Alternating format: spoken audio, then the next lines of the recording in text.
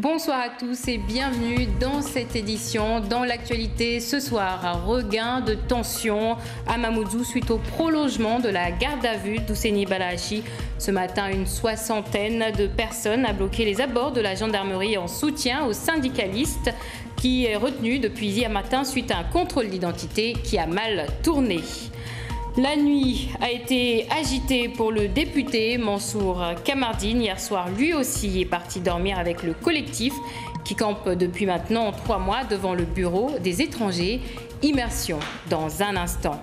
Enfin, nous verrons pourquoi le stade de Cavani Mamoudzou n'est toujours pas ouvert au public. Le chantier a 1 an et 9 mois de retard et toujours pas de date d'ouverture prévue pour ce tout nouveau stade qui a coûté près de 10 millions d'euros.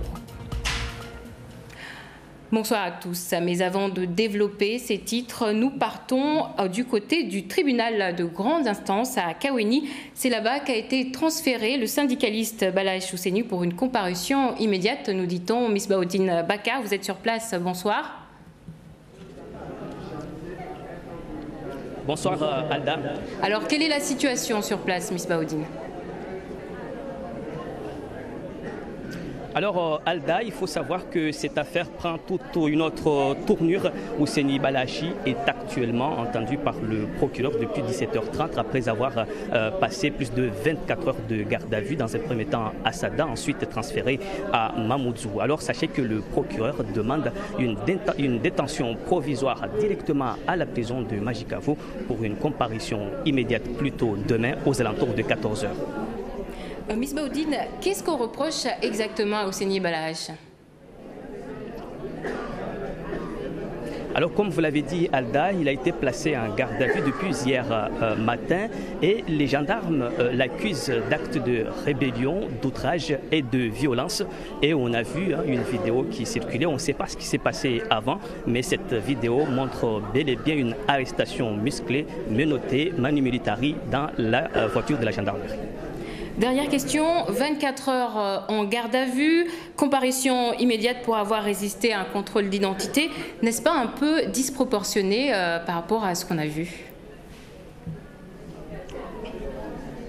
Alors, la justice fait son travail, mais bon nombre de Mahorais, notamment ses camarades syndicalistes et du collectif venus nombreux ici, ils estiment que cela ne nécessitait pas une longue garde à vue, encore moins une comparution immédiate ou une détention provisoire. Ils estiment cet acte disproportionné, rébellion ou pas rébellion.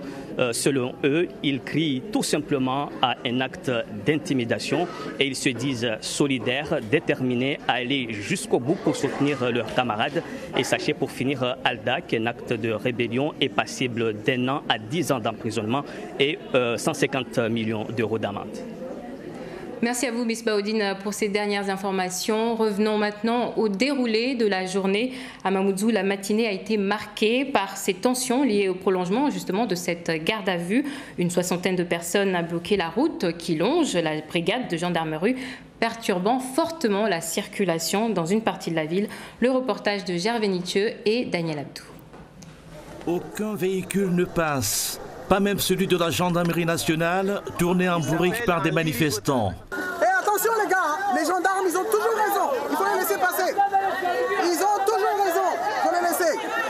Venez, on les suit la voiture. Sur cet axe routier au cœur de Mamoudzou, comme ces gendarmes, tous les automobilistes sont contraints d'emprunter la déviation.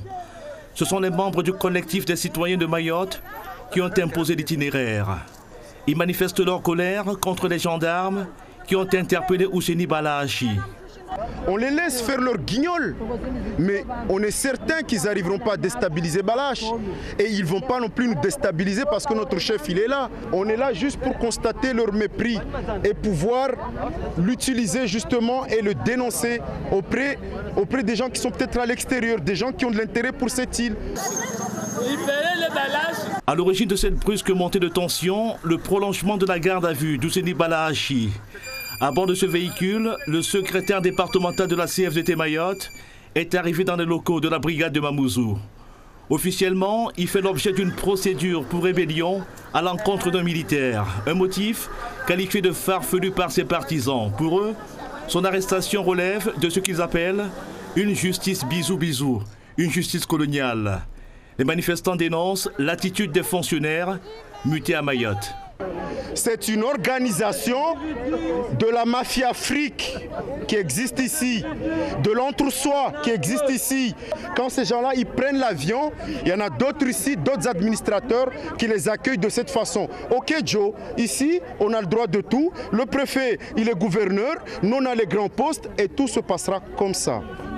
La manifestation devant la brigade de Mamoudzou a duré plusieurs heures. La gendarmerie a déployé un léger dispositif pour prévenir des débordements.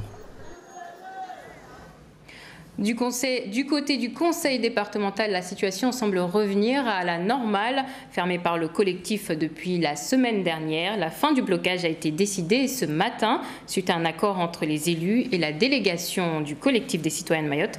En contrepartie, un comité de travail doit être mis en avant pour étudier les problématiques de Mayotte, nous dit-on. Un blocage qui ne semble pas être prêt de s'achever du côté de la préfecture. Les abords du bâtiment sont toujours bloqués par ce même collectif des citoyens dont fait partie Ousseini Balahache. Hier soir, Mansour Kamardine lui-même est venu passer la nuit aux côtés des femmes qui campent depuis 3 mois devant les abords du bureau des étrangers pour, dit-il, prendre la mesure de ce qu'elles endurent chaque soir. Henriette Bouanaïssa, Abdou Kafé Mohamed et Farouseni. C'est une image qu'on voit habituellement pendant les campagnes électorales, les candidats à la rencontre des électeurs. Mansour Kamardine, député LR, a décidé de passer la nuit avec les mamans du collectif des citoyens de Mayotte devant le bureau des étrangers de la préfecture. Un soutien de taille à bientôt 3 mois depuis que ces mamans occupent les lieux pour s'opposer à la régularisation des étrangers en situation irrégulière sur le territoire. Nous sommes très contents aujourd'hui. Le député passe la nuit avec nous. Il vient nous montrer sa compassion. Il voit que nous souffrons pour Mayotte et pour les Mahorais. Nous nous battons surtout pour le bien-être de nos enfants. On nous dit que les étrangers d'abord et les Mahorais viennent après, alors que partout ailleurs, ce sont les locaux qui sont mis en avant. C'est le contraire qui se produit chez nous. Des mamans bien déterminées à braver chaleur et froid jusqu'à ce que leurs revendications soient acceptées. Et le préfet nous dit qu'il veut ouvrir 2 heures par jour pour s'occuper de 100 personnes. Là, c'est tout le monde qui va être régularisé et c'est un problème pour Mayotte parce qu'entre-temps, dans le lagon, le balai des Kwassa n'a pas arrêté. Hier même, 3 Kwassa ont débarqué à Mtsamoudou. Pour Mansour Kamardine, l'élu a vocation à être avec les personnes qui l'ont plébiscité et pour lui c'est une fierté d'être là avec elles. Je suis venu ici pour m'enquérir des conditions de vie de ces femmes et de ces hommes qui sont ici depuis plusieurs semaines et qui revendiquent effectivement et qui expriment leur inquiétude face à l'avenir de leur pays, de leur territoire, au département de Mayotte. Je suis venu aussi les écouter pour comprendre ces inquiétudes, les motifs qui font ces inquiétudes, et puis pour mieux comprendre, parce que pour mieux défendre, il faut mieux comprendre. Donc je suis venu aussi pour bien comprendre ce qui se passe, ce qui se joue, les motivations des unes et des autres. Il faut vraiment trouver une solution à toutes ces difficultés, reconnaît le député Mansour Kamardine. Des travaux sont déjà en cours, ça prendra du temps, mais c'est déjà ça. Et c'est dans ce contexte social tendu que l'on attend la visite de Gérald Darmanin. Le ministre de l'Action et des Comptes publics sera sur l'île, c'est jeudi et vendredi. Une visite durant laquelle il sera amené à présider un comité de pilotage relatif au prélèvement à la source avec les acteurs en charge de l'application de cette réforme fiscale.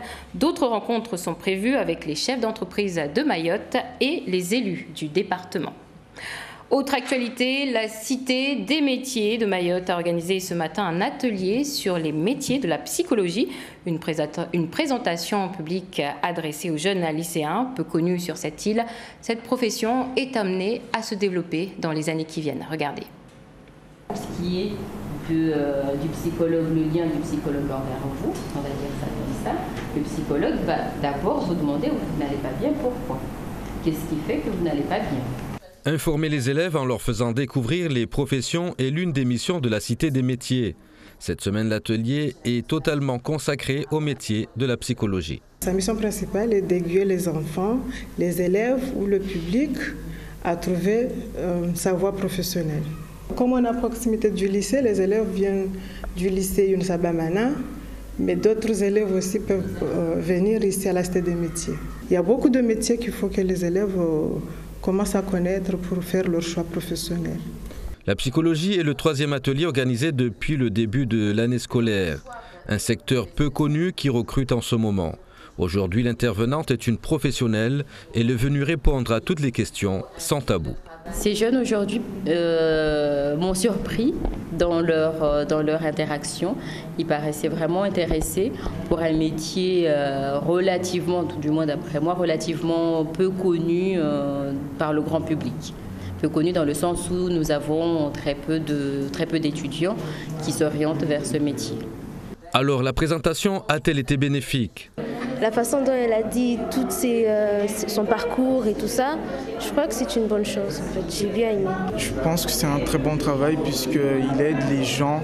Elle aide des gens qui ont parfois des difficultés. Elle aide parfois des gens qui n'ont pas de difficultés mais qui veulent parfois changer de métier en les réorientant. Elle se sert de... En fait, elle parle, mais en parlant et en écoutant les gens, ça aide les gens à mieux se sentir. C'est intéressant et je vois que c'est un travail vraiment... je ne sais pas comment dire, mais c'est un travail vraiment magnifique. Ça donne envie de le faire. Belle présentation, beaucoup d'interrogations et d'interactivité, mais peu de vocation. Il faudrait que le choix du jeune adulte lui appartienne. Parce qu'il n'y a que lui et lui seul qui vivra son métier. Que ce soit psychologie ou informaticien, il n'y a que lui et lui seul qui vivra son métier. Et une autre question qui m'a été posée, est-ce que j'aime mon métier ? Oui, j'adore mon métier et il faut vraiment aimer ce métier pour que ça ne soit pas un fardeau de tous les jours. En 2017, durant la période scolaire, la Cité des métiers a reçu près de 3400 lycéens. Elle espère faire mieux cette année.